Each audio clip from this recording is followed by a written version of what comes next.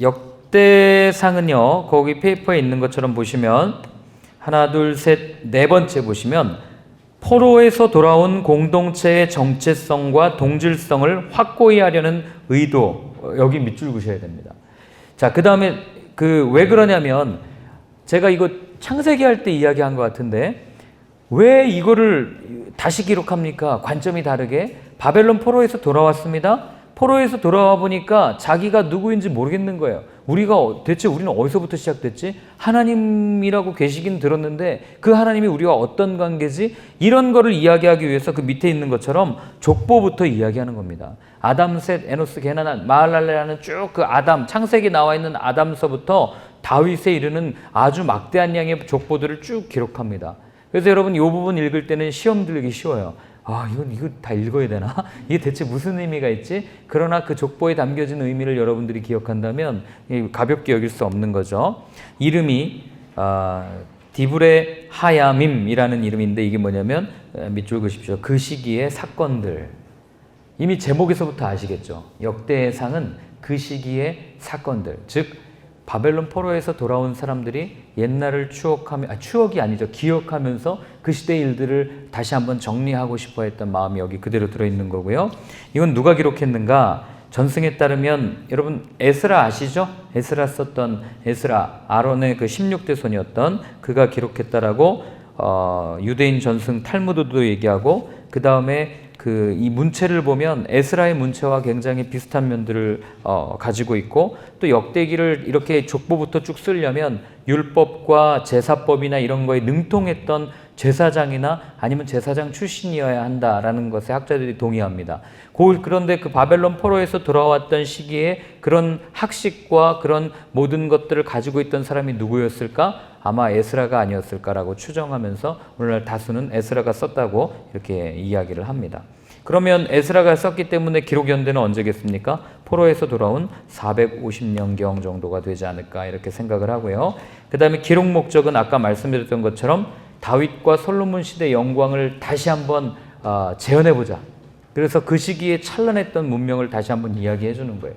예를 들면 우리가 이제 동북아 공정, 중국의 저 못된 동북아 공정을 이야기할 때 어떻게 합니까? 후대들한테 이야기할 때 고구려의 그 아주 웅장하고 거대한 그 영토를 다스렸던 광개토 대왕이라든지 이런 드라마도 만들어서 보여주기도 하고 그 나라, 그 만주 지역 저 북쪽까지를 다스렸던 연해주까지 쫙 다스렸던 그 나라의 모습들을 계속해서 보여주면서 이게 우리의 선조야, 이게 우리가 다스렸던 땅이야를 끊임없이 불어넣어주지 않습니까? 마찬가지로 역대기가 그런 역할을 하는 거예요. 아담서부터 하나님께서 어떻게 인도하셨고 그리고 다윗 왕 때 우리는 어떤 민족이었어, 솔로몬 때 어떤 나라였고 그러나 이렇게 돼서 오늘 이렇게 됐는데 우리가 그때 다윗 때는 어떻게 그렇게 잘 살았을까? 하나님의 말씀에 순종했을 때 하나님께서 그렇게 하신 거예요. 그러니까 우린 그때를 꿈꾸면서 그때로 돌아가야 됩니다 라고 얘기한 거죠. 그래서 역대기의 주제는 백투 베이직이에요. 기본으로 돌아갑시다. 말씀으로 돌아갑시다. 자, 그 다음에 6번에 보시면 5번도 요거 밑줄 그으셔야 되는데 특징 중에 하나가 온 이스라엘에 대한 관심. 이게 뭔 얘기냐면 남북으로 갈라졌잖아요. 그리고 결국 통일되지 못하고 아수르에 의해 망하고 바벨론에 의해 망했죠. 그러니까 이들은 하나님 안에 하나님이 선택되어진 한 민족이야 라고 하는 이런 생각을 가지고 있었어야 되는 거예요. 그러니까 에스라는 그걸 쓰면서 온 이스라엘, 하나의 이스라엘을 계속 이야기하는 거죠. 예를 들면 우리나라 이야기할 때 다음 세대에게 만약에 이 우리나라의 이걸 이야기하면 이런 단어 많이 쓰잖아요. 통일한국 이렇게 하는 것처럼 온 이스라엘, 하나의 이스라엘을 이야기하고 있다는 것. 그리고 왕국기는 그 6번은요. 그때그때 있는 사건을 기록했죠. 사무엘상하, 열왕기상하는 그때그때 있는 사건을 기록했다면 역대기는 포로기 후에 모델로 삼기 위해 동그라미 치셔야 됩니다. 의도를 가지고 기록했다 이거예요. 어떤 의도는 제가 계속 말씀드렸죠. 그런 의도, 다윗 때의 꿈, 그 나라로 돌아가자, 백투 베이직 이런 의도를 가지고 기록한 책이 이 역대기다라는 것을 여러분들이 기억하셨으면 좋겠습니다. 역대기 구조는 한마디로 여기도 다윗 얘기밖에 안 나와요. 역대상은 다음 주에 할 때는 이제 역대할 때는 제가 다른 거 얘기하겠지만 역대상은 뭐 다 있는데 딱 한 장 빼고는 다 다윗 얘기예요. 사울 얘기가 딱 한 번 나오거든요. 그거 빼고는 다 다윗 이야기다라는 거 기억하시면 되고요. 그래서 역대상은 이걸 기억하시면 됩니다. 다윗을 기억하라. 다윗을 기억하라. 백투 베이직. 백투 다윗이죠. 다윗에게로 돌아가자. 다윗을 기억해라. 그래서 1장부터 9장까지는 족보를 이야기해요. 아담부터 다윗에게까지 이어진 족보. 그리고 두 번째 딱 한 장, 사울 족보를 이야기합니다.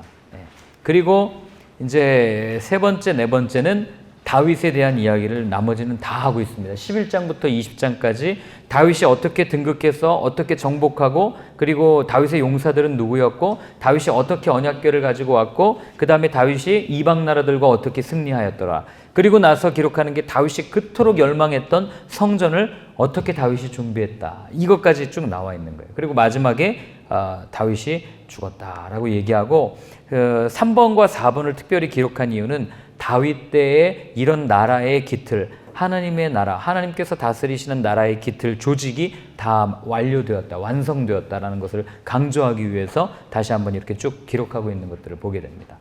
자, 그래서 역대상은 요거를 이제 기억하시면 되는데, 자, 우리가 창세기부터 달려왔습니다. 창조의 이야기를 듣고 그 다음에 출애굽 했죠. 그리고 여호수아와 사사기를 거쳐서, 그리고 사무엘이라고 하는 마지막 사사를 끝으로 이제는 더 이상 시족 사회도 아니고 부족 사회도 아니고 한 나라로 이제 들어가게 된 거예요. 이스라엘이 됐는데, 그런데 그 이스라엘이 죄를 지어서 북이스라엘과 남유다로 분열되었고, 욕망 때문에, 그러다가 하나님을 의지해야 되는데 의지하지 않고 나중에는 멸망했다더라. 이게 에스라가 어쨌든 이야기해주고 싶은 역대기의 이야기예요. 그래서 이걸 가지고 어떻게 기록을 했냐면, 자, 첫 번째, 하나님은 제일 먼저 창조하시고 아브라함이랑 약속하셨어요. 맞습니까?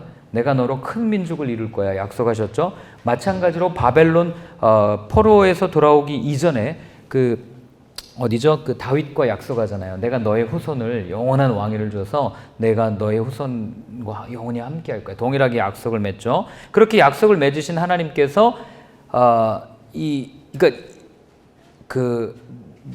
창조와 이 사무엘 사사시대까지와 이 왕정시대가 동떨어진 시대가 아니라 연계성을 갖고 있는 한 흐름이다라는 걸 가지고 역대기는 이야기를 해주는 거예요. 근데 그걸 뭘로 설명하냐면 그 첫 번째 도구가 족보인 거예요. 족보를 가지고 계속 길게 얘기하는 이유가 여기에서 역사하셨던 하나님, 그리고 아브라함을 부르셨던 그 하나님이 우리에게도 약속하시고 우리에게 회복을 약속하셨어. 그게 역대기의 기록 목적 중에 하나고, 또 하나의 도구는 뭐냐면 사건이에요. 어떤 사건들입니까? 다윗이 겪었던 일, 이제 역대기 하에 들어가면 나머지 왕들이 겪었던 일 가운데 히스기야, 요시야 이런 선한 왕들이 겪었던 일들을 통해서 하나님께서는 결국에는 큰 흐름 가운데 다시 한번 하나님의 약속을 이루어지는 그 하나님의 나라, 새 예루살렘을 향해서 쭉 이어져 간다라고 하는 것을 이야기해주는 중간 과정이 바로 이 역대기다, 이렇게 생각하시면 되겠습니다. 이해되시죠? 자, 넘어가겠습니다. 이거는 제가 아까 얘기했으니까요. 그냥 넘어갈게요. 족보를 길게 말하는 이유가 무엇입니까? 과거의 연장선상에 있음을 보여주므로 현재의 정당성과 적법성의 문제를 이야기하고, 두 번째, 그럼 이제 역사냐 야사냐 이걸 가지고 우리가 이제 많이 저기를 할 텐데, 이렇게 생각하시면 되겠습니다. 역대기는 이스라엘 관점에서 본 유대 역사로 이스라엘 역사의식 고취를 위한 이 저자의 설교문이다라고 생각하시면 되겠어요. 이해되십니까? 그래서 의도를 가지고 있다는 걸 조금 이렇게 풀어서 한번 얘기를 해봤습니다. 의도를 가지고 썼다. 하나님께서 이 본격적인 이스라엘 건국기에 어떤 사람을 택했고, 그리고 어떤 사람을 사용하셨는가. 오늘은 우리가 이 세 사람을 좀 살펴보려고 합니다. 솔로몬까지 하려고 했는데 시간이 안 될 것 같아서 오늘은 사무엘, 사울, 다윗까지만 한번 해볼 텐데요. 여러분들이 사무엘서와 그 다음에 열왕기서는 아니죠. 사무엘서와 역대상을 읽다 보면 이제 요 세 사람이 주로 이제 언급이 될 겁니다. 다 아시다시피 첫 번째 사무엘은 마지막 사사였고, 두 번째 사울은 온 이스라엘의 첫 번째 왕이었고, 두 번째 다윗은 그 두 번째 왕이지만 통일을 시켰던, 그래서 남과 북이 온전히 하나가 되어서 한 나라를 만들었던 기틀을 다진 왕이다. 그리고 그 기틀대로 나라를 확장시켰던 왕이다라는 것을 여러분들이 알고 계실 텐데요. 그럼 이 세 사람의 공통점은 뭐고 이 세 사람의 차이는 무엇일까? 그건 이제 여기에서 이렇게 말을 할 수가 있는 거죠. 하나님의 선택과 사람의 선택이 다릅니다. 이렇게 알 수가 있는 거예요. 하나님은 뭘 보고 선택하셨을까? 그리고 사람은 무엇을 선택할까? 제가 아까 서두에 이제 답을 드리지 않았습니까? 그래서 이거를 한번 조금 더 깊이 고민을 해보겠습니다. 첫 번째, 사무엘입니다. 사무엘은 이제 보시면 알겠지만 저기 할아버지가 사무엘이 아니고요. 무릎 꿇고 있는 아이가 사무엘입니다. 저 할아버지는 엘리 제사장이고요. 사무엘은 제일 먼저 그 이름이 뜻이 하나님께서 들으셨다라는 뜻으로 한나가 아이가 없을 때 하나님 앞에 그렇게 얼마나 애타게 기도합니까? 그때 하나님께서 허락하셨던 아들이 바로 사무엘이었습니다. 그리고 그 약속대로 하나님 앞에 내어드리고 이 사무엘은 이스라엘의 마지막 사사로 이제 하나님께 쓰임받는 그런 일정들을 겪게 됩니다. 그리고 그는 사사이면서 정치 지도자이면서 제사장 역할까지 다 했던 사람이에요. 그러니까 모세 이후에 이렇게 모든 이 권력을 손에 쥐고 이렇게 하나님 앞에서 행동했던 사람은 아마 사무엘이 처음이자 마지막이지 않을까 이렇게 생각을 합니다. 자, 그리고 이 사무엘은 여러분들이 아시겠지만 레위 지파 출신이었어요. 그렇기 때문에 제사장이 될 수 있었던 거죠. 그냥 뭐 아무나 제사장이 된 게 아니고 레위 지파였기 때문에 제사장으로 살 수 있었다라는 것을 여러분들이 기억하시면 되시고요. 자, 그 다음에 사무엘은 거기 이제 1번에 보면 엘리 제사장의 뒤를 이어 제사장이 됐는데 엘리 제사장 때는 영적 암흑기였습니다. 사사 시대를 거쳐서 그 사사 시대 이후에 우리는 여호수아가 들어오고 사사 시대에 지나면서 되게 오랜 시간이라고 생각을 하지만 불과 뭐 100년, 200년 그 사이거든요. 그 사이에 얼마나 이스라엘이 이렇게 힘들게 어두워졌냐면 하나님, 그러니까 소위 말해서 하나님을 농락한 거예요, 제사장들이. 여러분, 종교가 이렇게 타락했으면 사람들의 삶은 어떻겠습니까? 윤리적으로. 말 안 해도 다 아는 거죠. 그런 상황에 처해 있을 때 많은 사람들은 끝이라고 얘기해요. 근데 저는 여기 이 본문을 특별히 사무엘을 선택하는 그 장면을 읽으면서 매번 느끼는 게 뭐냐면 그 옛날 속담에 그런 말 있죠. 어두울수록 새벽은 다가온다고. 동이 더 맞죠?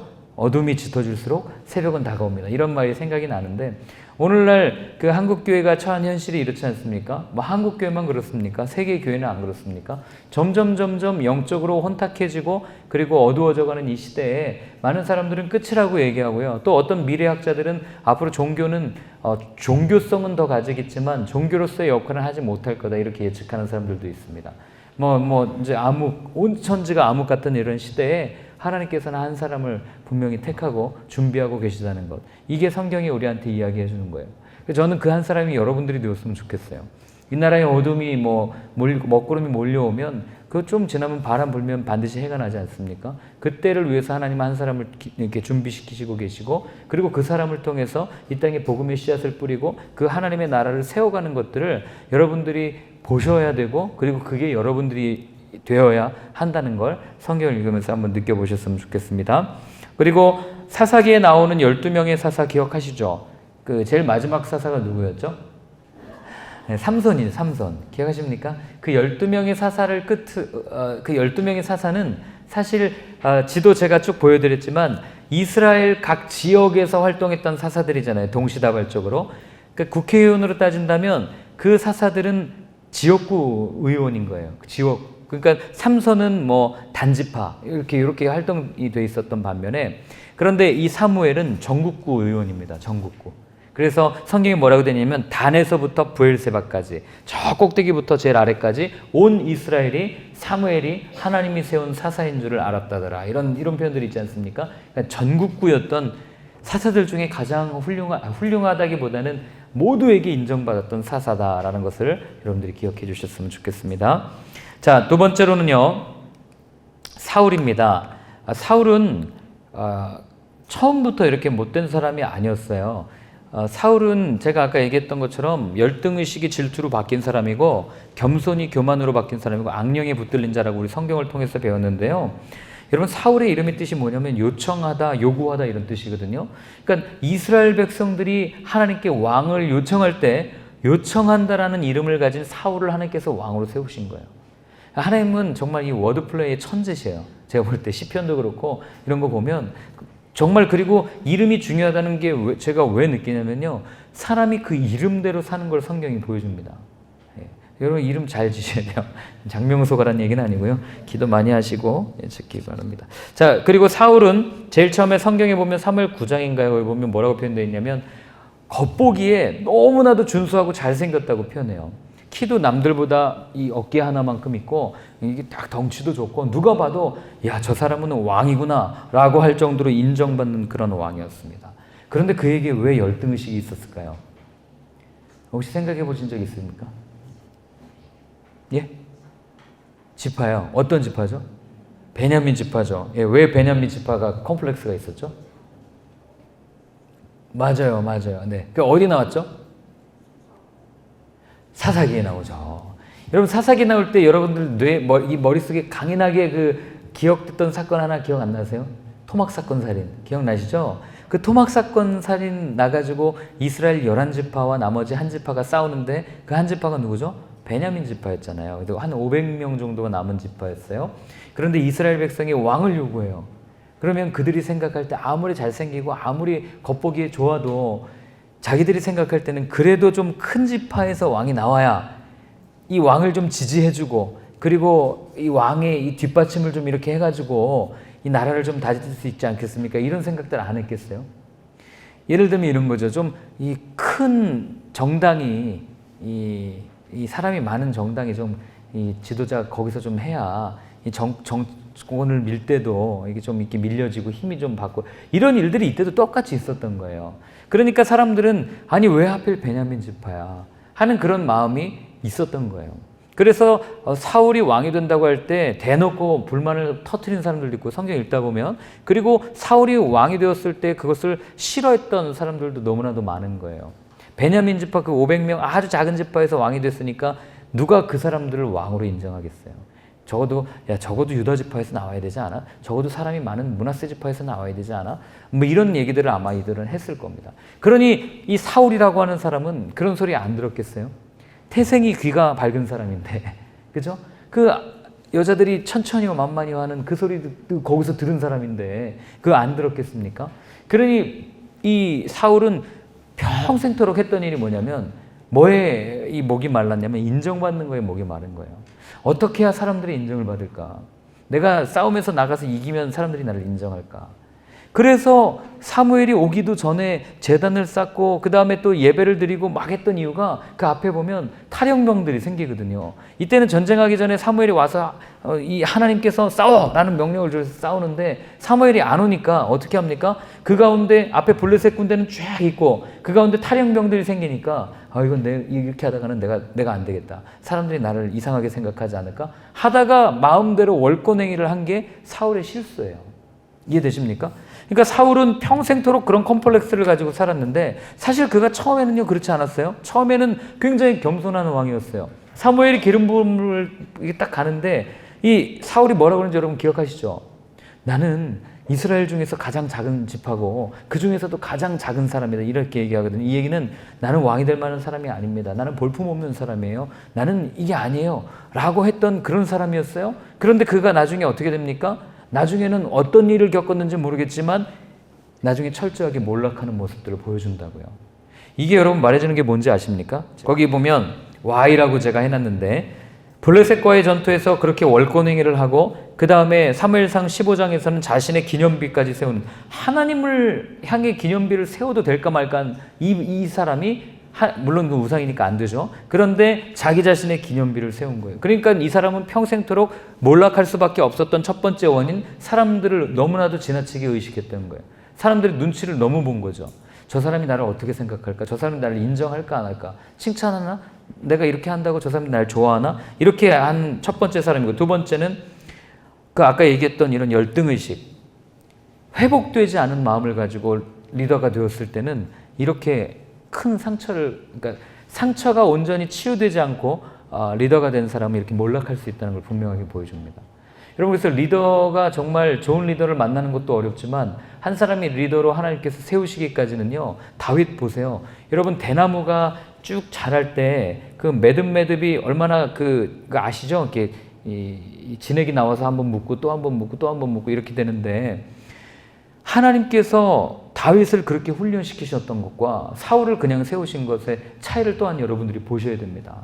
오늘날 우리는 하나님이 약속했으면 그냥 좀 세우면 되지, 뭘 이렇게 힘들게 하고 뭘 이렇게 어렵게 하고, 재정 문제 좀 풀어주시면 되지, 그럼 나도 좀 헌금 좀 하고 편하게 살 텐데 왜 내 재정 문제는 풀리지 않고, 왜 내 관계는 매일 이렇고, 갈등은 풀리지 않고, 저 사람은 여전히 꼴 보기 싫고 그냥 아주 그냥 마음에 스트레스고 완전 암덩이야 암덩이 막 이러면서 살아가는 우리의 실종 가운데 하나님 왜 가만히 침묵하고 계시냐고요.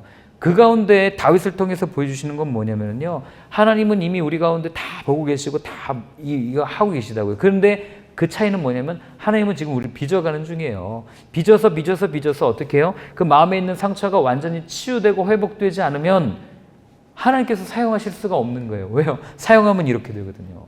이해되십니까? 혹 여러분들이 오늘날 고난 가운데 있다면 빨리 그냥 인정하시면 좋아요. 왜 그럼 이런 과정들을 겪게 하셨을까? 결국 하나님께서는 여러분 고난 가운데 있다는 건요, 이렇게 생각하시면 돼요. 하나님 날 사랑하시는구나. 그리고 내가 분명히 내 모든 걸 다 포기하고, 우리 아브라함 때 얘기 들으셨죠?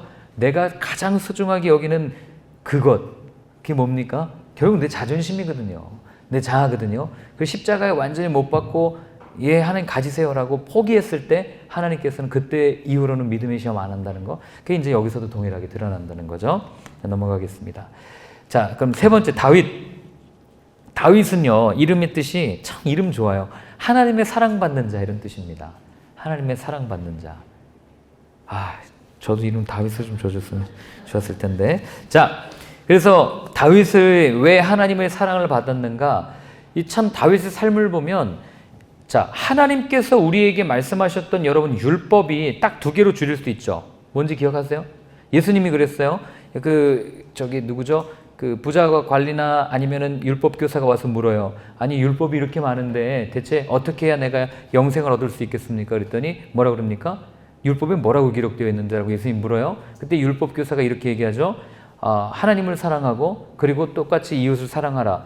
이렇게 말씀하셨습니다. 그러니까 예수님이 그래요. 가서 너도 그렇게 해라. 이렇게 얘기해요. 또 다른 복음서를 보면 거기에 예수님이 한마디를 더 붙입니다. 하나님을 사랑하는 것, 그것과 똑같이 이웃을 사랑하는 이것이 온 율법과 선지자의 강령이니라, 이렇게 말씀하시거든요.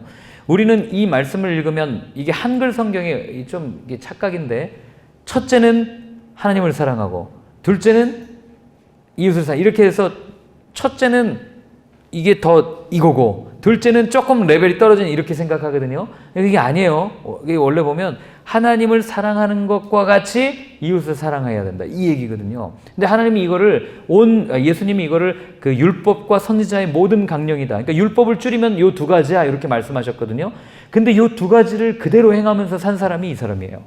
다윗이에요. 하나님을 얼마나 사랑했으면 저 보세요. 저 어떻게 저럴 수가 있어요.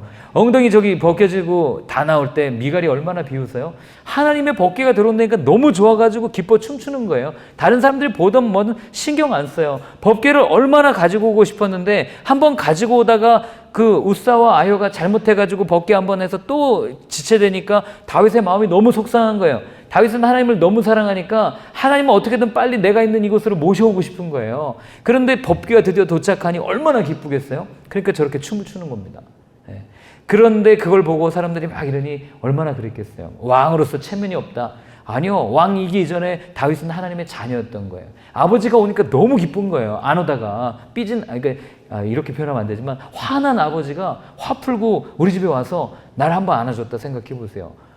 얼굴 안 보고 넌 내 아들 아니야, 호적에서 파버릴 거야 했던 아버지가 어느 날 와가지고 야 그래도 넌 내 아들이라고 꽉 안아줬다고 생각하고 그 갈등이 완전히 메꿔졌다고 생각해 보세요. 얼마나 기쁘겠습니까? 그렇게 지금 춤을 추고 있는 거죠. 그만큼 다윗은 일평생 하나님을 너무너무 사랑했던 사람이었어요. 하나님이라면요 뭐든 다 할게요 했던 사람이 다윗이었습니다. 그런데 그뿐만이 아니에요. 다윗은 동시에 하나님을 사랑하는 것처럼 주위의 약한 사람들도 돌봤던 사람이에요. 아까 제가 말씀드렸죠. 저 같으면 다리를 저는 자 이런 사람 오면 안 받았을 것 같아요. 지금 도망가야 되는데 막 휠체어 타고 온다고 생각해보고 막 목발 짚고 따라온다고 생각해보세요. 언제 잡혀 죽을지 모르는데 안 돼 다음에 와 이렇게 하잖아요. 우리 약속하면 만나고 싶은 사람은 당장 약속을 잡지만 만나기 싫은 사람은 어머 진짜 꼭 봐야 되는데 그러면서도 애니메이션도 있잖아요. 막 봐야 되는데 그러면서도 안 돼? 그럼 다음 주 화요일은 어때? 안 돼요. 그러면 그래. 그럼 그 다음은 어떨까? 이렇게 계속 미루잖아요. 그건 다른 거죠. 다윗은요 올 때마다 그냥 그 사람들을 진심으로 대했어요. 한 명 한 명.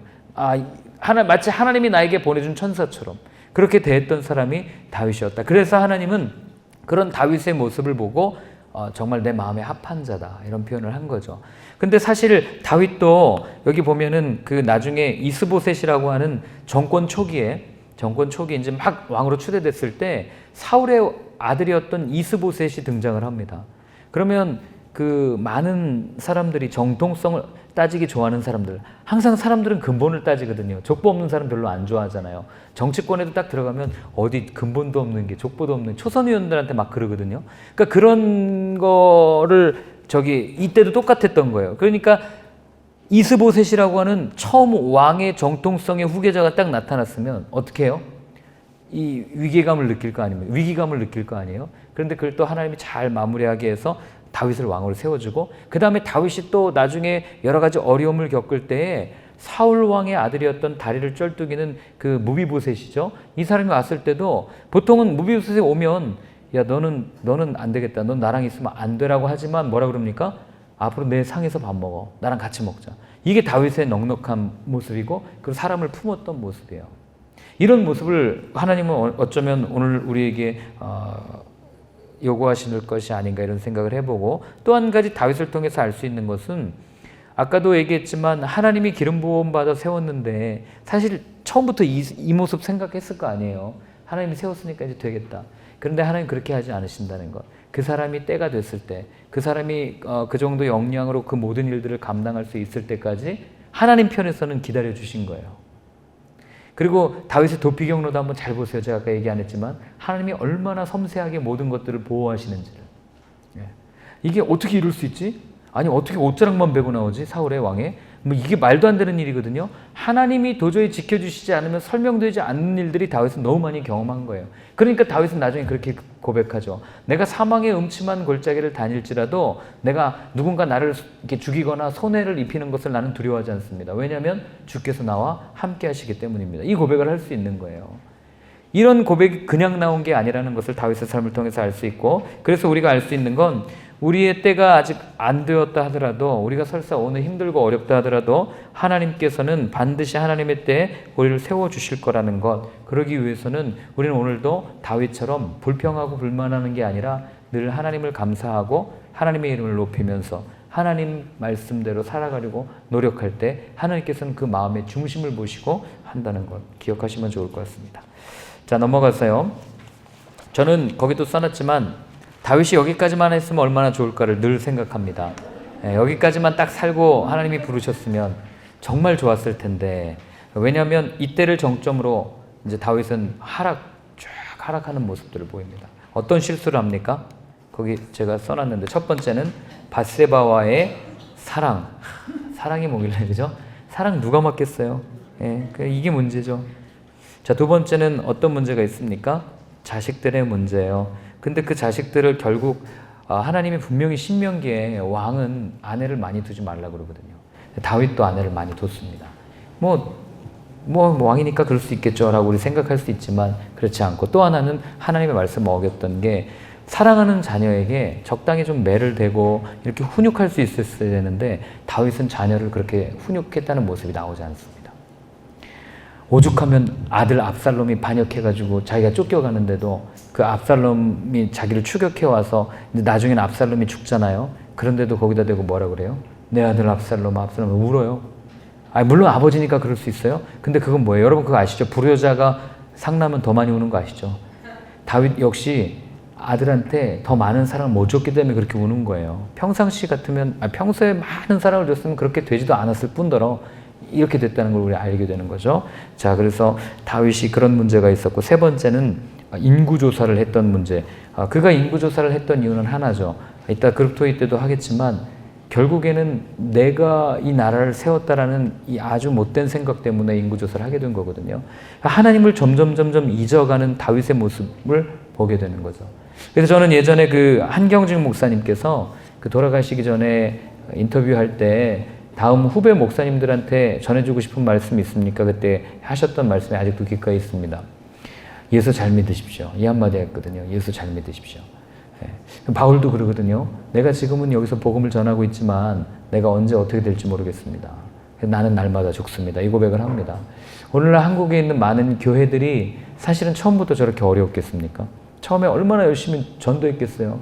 그 상가교회 다 개척해가지고, 예? 그 뭐 아무도 없는 이런 빈칸이래요. 작은 공간에다가 한두 명 앉아서 매일 기도하고 전도하고, 그렇게 했는데, 그렇게 해서 교회를 키워놨더니 그 안에 권력이 생겨서 돈이 생기고 하니까 어떻게 돼요? 교회가 오늘날 이렇게 시끄러운 거 아닙니까?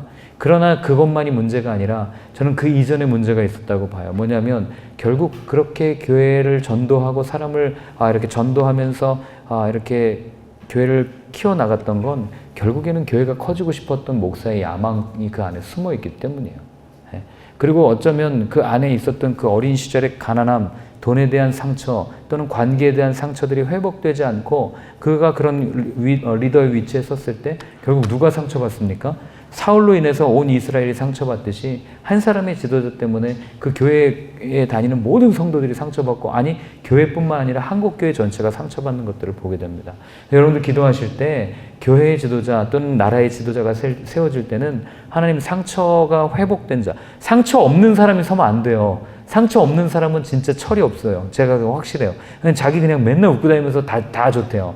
그런 거 말고 상처가 있지만 정말 말 못할 과거가 있고 아픔이 있고 어려움이 있지만 그러나 하나님의 사랑으로 그 모든 것이 극복된 사람, 그런 사람들이 온전히 리더로 서야 더 많은 사람을 품고 그리고 그 가운데 하나님의 정의, 공의, 공평이 이렇게 쭉 흘러가는 것들을 보게 될 겁니다. 그래서 여러분들이 오늘 세 사람을 살펴봤는데 사무엘과 사울과 다윗의 이야기를 보면서 여러분들이 이런 삶은 이렇게 살았고 또 이렇게 했고 나는 이렇게 살아야 되겠다 한번 고민하는 시간 되었으면 좋겠습니다. 중요한 건 이 세 사람이 다 내 마음 안에 있다는 겁니다.